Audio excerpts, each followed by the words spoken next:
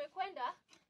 Mama, sehemu iliyobakia si dogo. Tunaweza kuja kesho na tusimalize. Haya basi tuharakishe ule nisaidie. Unajua shule zinafunguliwa na nina mengi inayonisubiri.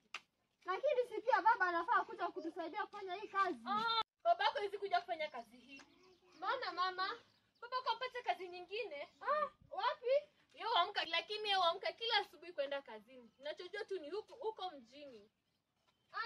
Baba amepata kazi nyingine. Ndio. Natumaini sasa mtoto shuleni zawadi hata shule. Mwanangu, tutajitahidi sana na. Je, kule shuleni unaendeleaje? Mwanzoni sikuyapenda. Nilikuwa na marafiki zangu wa kutoka utotoni. Sikutaka kuachana nao. Wanasema kwa mazoea na tabu. Naam mama, nilisikia taabu sana kutengana na wao. Na sasa je? Mwanzoni sikuyapenda.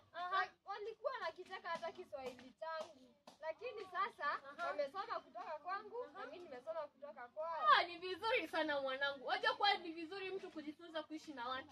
Ndio mama. Unakumbuka hata zamani sikuwa naweza hata kufagia. Lakini ilikuwa tabia mbaya hiyo.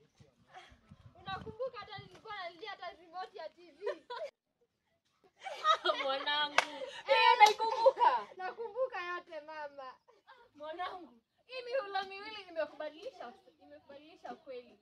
Ndio mama. Unakumbuka hata sikuwa naweza kujipeleka shuleni. Ni mpaka nimgojee baba anipeleke na jioni anirudie.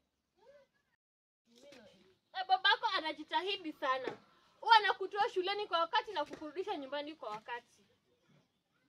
Ndio mama. Lakini sasa naona kuna raha kutembea kwenda shuleni. Asubuhi tunakimbia, ndio tufike mapema na jioni tunarudi tukicheza soga mama. Na ni raha kweli. Ni raha sana mwanangu.